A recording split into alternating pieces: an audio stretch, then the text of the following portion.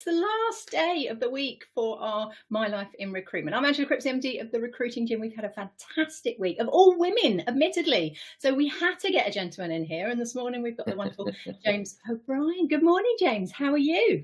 Good morning, Angela. Delighted to be with you on Friday. Oh, yay. I know it's sort of stuck. I very rarely say Friday anymore because it Right. got stuck in there about 2 years ago. And now it's just called that. But Great. it, I'll it use it in does. future. It does feel like that as well, I must admit. I was reading a post this morning saying that only 10% of people are productive on a Friday. So maybe the 4-day week is the way to go. But hopefully we've got people here because we want to hear all about you and your life in recruitment. So we've got 3 questions to ask you. How did you get into the industry? What would you consider the good, the bad, and the ugly? So that's sort of 3 on its own. And then that Yeah. piece of advice that we cut and put together with everyone. We've had series 1 and series 2 already. You are now series 3, and that will go out. And it's been such valuable advice for anyone that's joining our industry. So enough of me. Let's find out more about you. Yeah. Well, before to tell you a bit about me, listen, congratulations on this. 900, well, nearly 1,000 shows. So it's an amazing, portal place for people to sort of get advice on. So, well done you on that. Oh, It's getting like cake. So well done. thank you so Um, much. Yeah, this is number You're 9. welcome. You're number 965. I shall remember it forever. Those numbers. Good. So, how did I get into recruitment? Yeah. Listen, I imagine, like most people listening, so this won't be a surprise, by accident. But my career in recruitment started in the 1980s, so it started a long time ago, Yeah. and I was I was actually selling life insurance and those type of endowments, Where was and I? it This was is commission only. It Yes, was 2 commission years only. commission only. I did. This Well, is you did weird. 2 years. Okay. You were obviously better at selling it than I was. Let's say my wife said to me, you obviously had a 6 to 9 month sabbatical.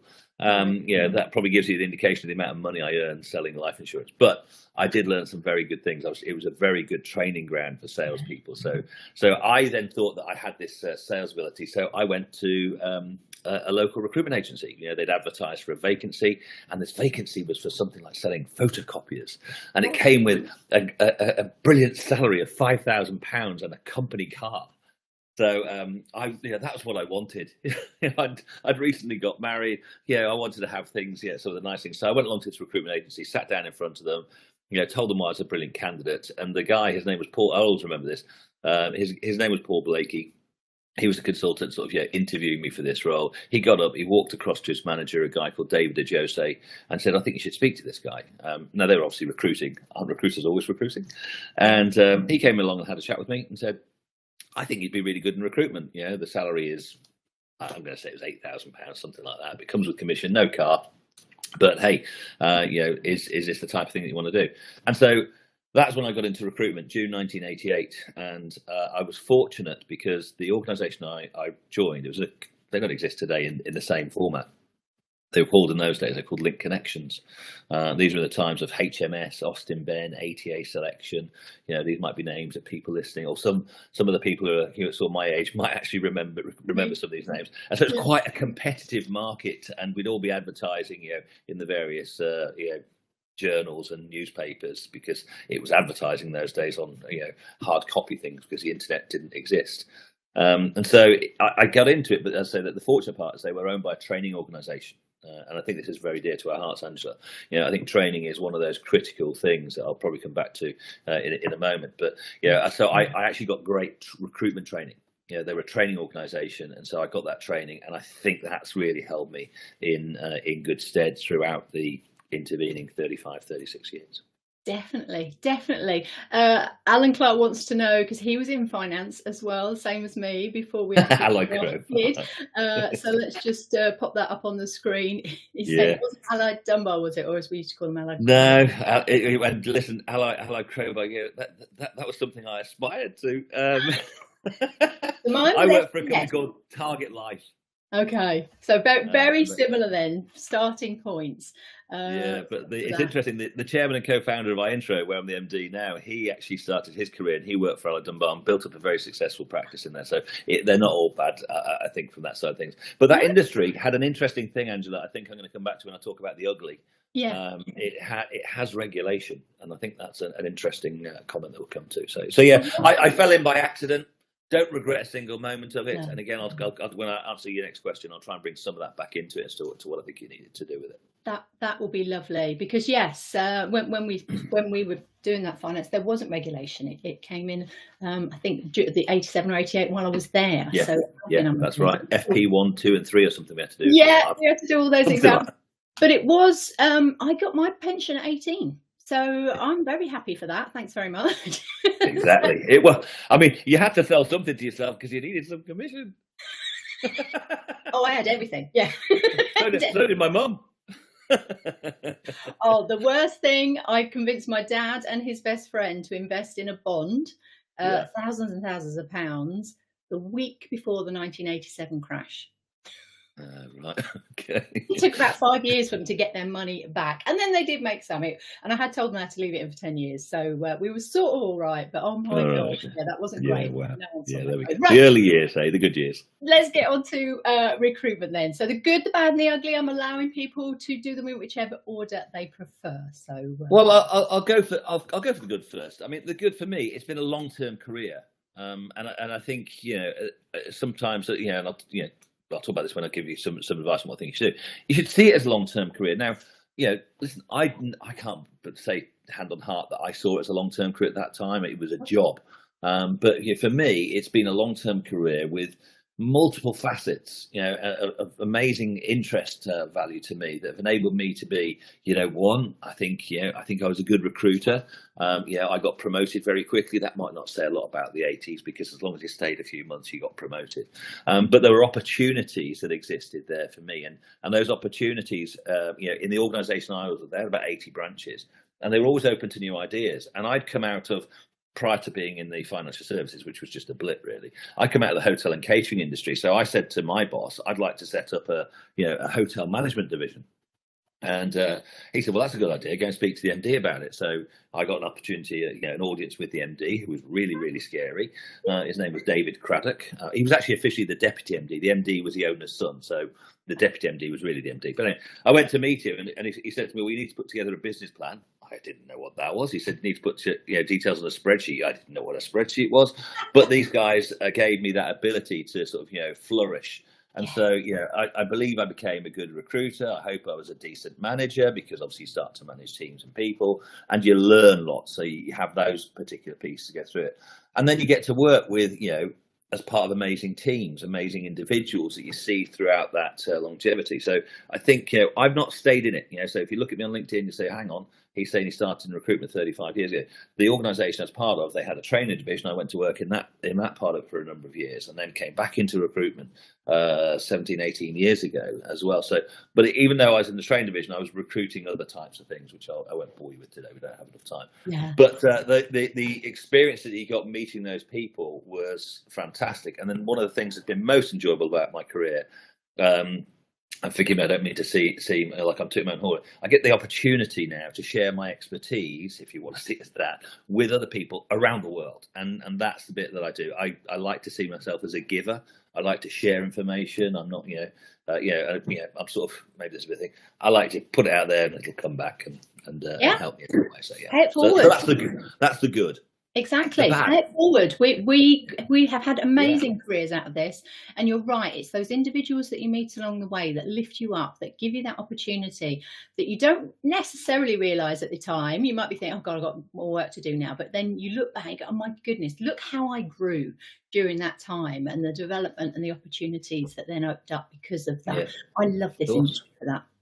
And it comes back. I got approached by a guy who his name's Mark Clough, and I've not met him in 35 years, or maybe a little bit less than that. And he sent me a little message on LinkedIn saying, "Is that James O'Brien who used to work at Link Connections?" So obviously, my career's taken different paths. Said, "Wow, remember those days when with all these other people that you'd bounce up?"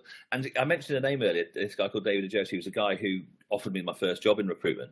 I was in the NEC for some event about, I can't remember, it was either just before COVID. I think it might have been just after COVID. Anyway, one of those first events that opened up, and I was walking along and I heard this booming voice. I said, that voice is very distinctive. And I sort of popped my head round, and this guy, David Ajosi, is talking. I haven't seen him since 1989. It's when I left my branch and went off to do other stuff. So yeah, you just go around, you see them. Sorry, I'm just conscious of time. So the bad, really, in the recruitment industry, I think I've got more to talk about the ugly rather than the bad. I don't really, I try to sort of forget things that don't help me going forward. My team now, they'll always tell you, you're either part of the past or part of the future. And if you're part of the future, I'm interested. I try and forget the past, particularly but there are some ugly parts about the career that I've had in my way. And it's not so much about my career, but it's really about, I'd say, I don't think our industry reputation is great, Angela, personally. I think, we don't always do a great job. The commoditization of candidates that's there. For me, I've always wanted to see, and I always do believe, that recruitment is a professional service, but we've not been able to establish the level of professionalism that's, let's say, even in some respects, perceived professionalism that's universal amongst, say, lawyers, accountants, engineers. And I put that down to when I touched on it earlier, that when we talked about the financial service industry, they brought in regulation to tidy up because it had bad reputation. Recruitment, it's great for entrepreneurs. They got rid of the regulation, didn't they? It was regulated until 90, I think, and then they took it away. You didn't have that. So it's great for entrepreneurs because you can start it tomorrow, but it does mean that sometimes the charlatans can come in and mess things up for the good guys. I'm not saying our industry is full of bad people. There's like everything. It's always sometimes the minority that does that. But I've always been frustrated by service levels or lack of service levels, particularly around candidates. And in an organisation I worked for between 2006 and 2015, a company called Audio Executives, I was very proud of the way that we actually handled and managed candidate rejection.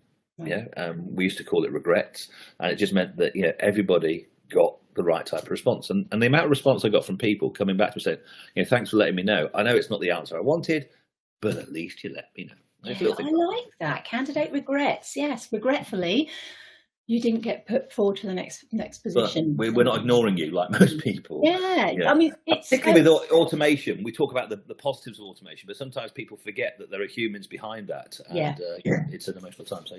So that was the conversation with Katrina on Monday, to the point that we are hearing of people unfortunately committing suicide when they don't hear back. It is life and death. I know sometimes we say it's not rocket science, but it is life and death sometimes. This is people's lives that we have a chance to impact positively. So let's do it. I think we've got Frank Sinatra on the line, aka Alan Clark. Regrets, I've had a few are on there. Joe Gregory says hi as well, if you're wondering what the Frank Sinatra riskings. But yeah, regrets, I like that. It is regretful that they're not going forwards, but we're going to let you know either way and give you some feedback as to how it can be better. And hi Joe, I'll see you later. I'll do it from there. So good, the bad and the ugly. Yes, great career chances. Unfortunately, a few bad apples can ruin our reputation, which is why, just like you were saying here, the Recruiting Gym, we're here to bring information and knowledge shared, as well as fantastic people, showcase fantastic people in our industry that do want to make it better, because there are many of us out there.